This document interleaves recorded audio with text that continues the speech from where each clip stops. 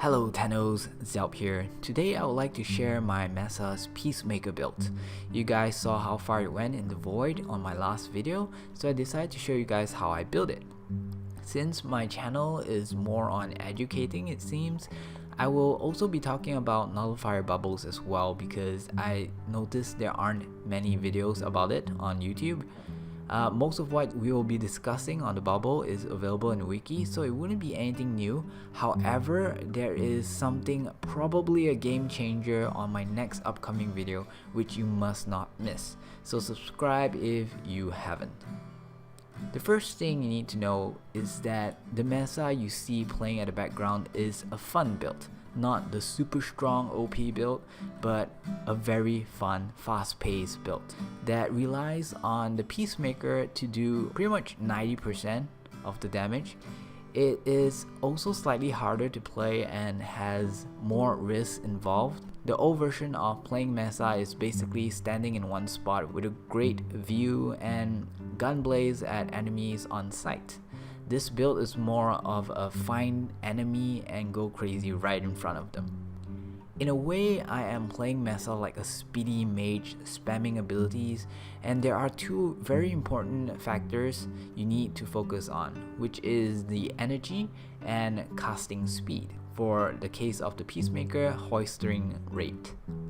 It's very ineffective to have a long delay between skills and to do lots of damage while sacrificing all your energy. Do you know what I mean? 赤き黒煙万界の王天地の法を敷衍すれと我は万象将の断り崩壊破壊の別名なり永劫の鉄槌は我が元に下れエクスプロージョン。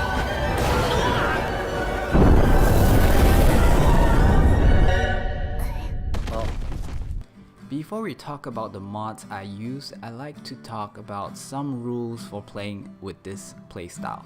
There will be no survivability mods used here, so it depends heavily on the second and third skill to stay alive.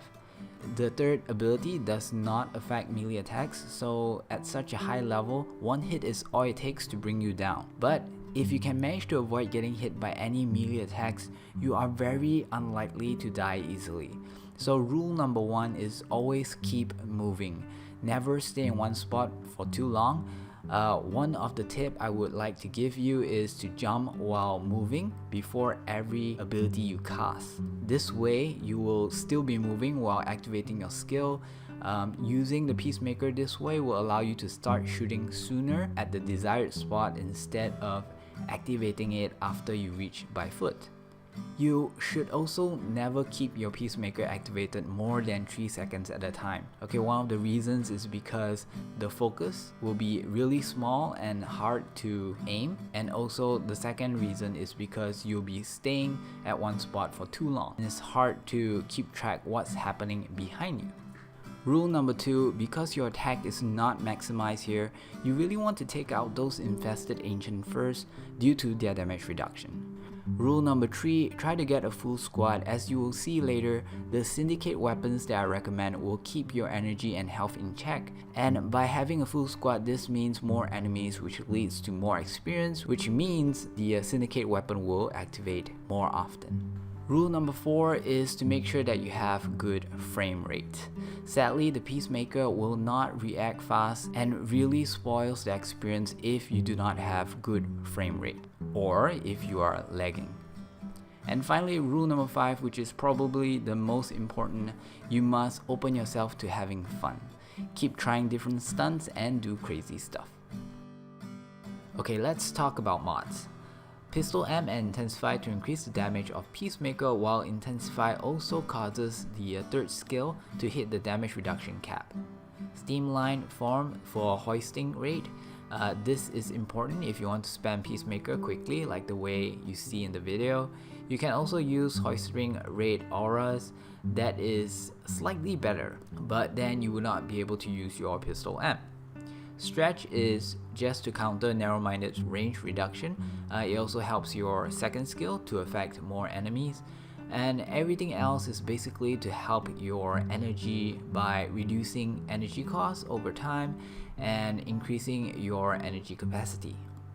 Fitting expertise doesn't seem to affect the rate of energy consumed when the Peacemaker is activated because the duration reduced is cancelled by the efficiency gain, but you will be able to spend more due to the lower initial cost of casting that ability. For the primary weapon, I went with the Supra. It has high fire rate, good for breaking Nullifier bubbles, and you can use the entropy burst effect to gain 25% energy out of your initial base energy. For Mesa, it is 25% out of 100 energy, which gives you 25 energy per activation. The entropy burst also gives you 20% base status chance, which stacks with multi-shot but not with the dual stat mods like termite rounds. The entropy effect also increases your maximum energy by 25% out of your Warframe's base energy. It means if you have a full energy and it triggers, now you have an extra 25 energy for 30 seconds. If you use the extra amount of energy, you will still remain with full energy after 30 seconds. I did not maximize attack speed because that will deplete your ammo fast, and the reload speed on this thing is kinda long. So the faster you deplete your magazine, the more you will have to reload. The element combo is really up to you. For CC, I prefer heat or electric over blast because when they fall, I will sometimes mistaken them for dying, and this weapon has really bad accuracy and high recoil, so when they do fall, their surface area facing you is smaller now. It just makes it a lot harder to hit.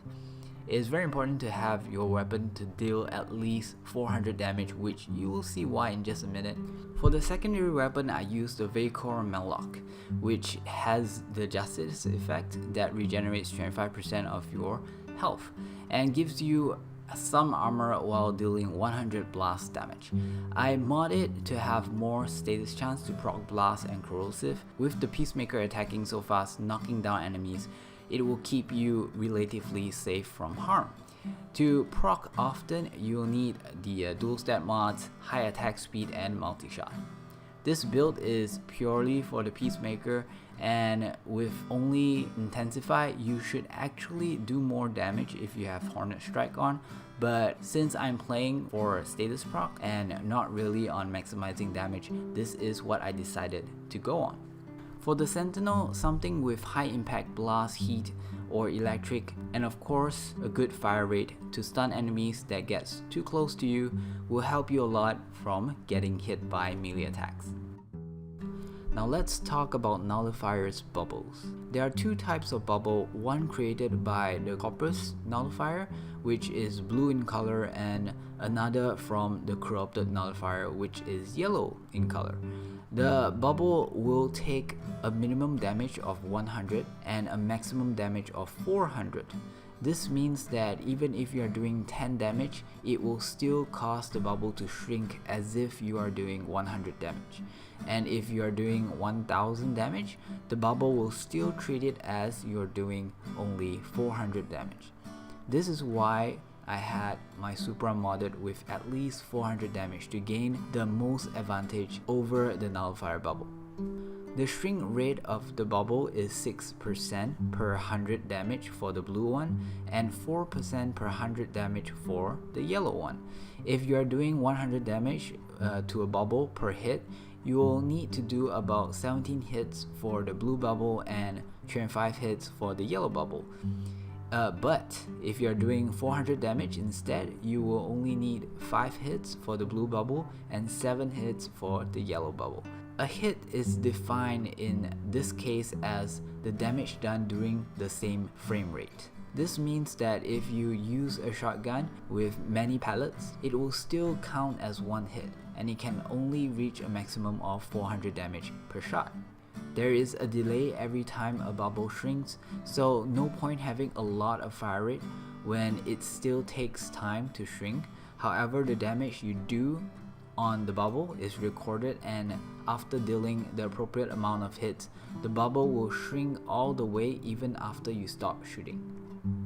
In Wiki, it says that some weapons like the Quanta has a much faster hit per second, which allows it to break bubbles faster than other beam weapons. And I have also seen videos on shotguns breaking bubbles instantly, and throwing weapons that bypass the bubbles, which I can't seem to mimic. Was it due to the updates? Has the bubble changed from previously and now?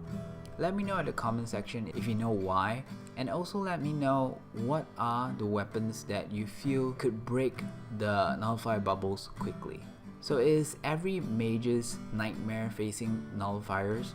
And since the Peacemaker does not hit enemy within the bubble, it's wise to have some kind of bubble popping tool.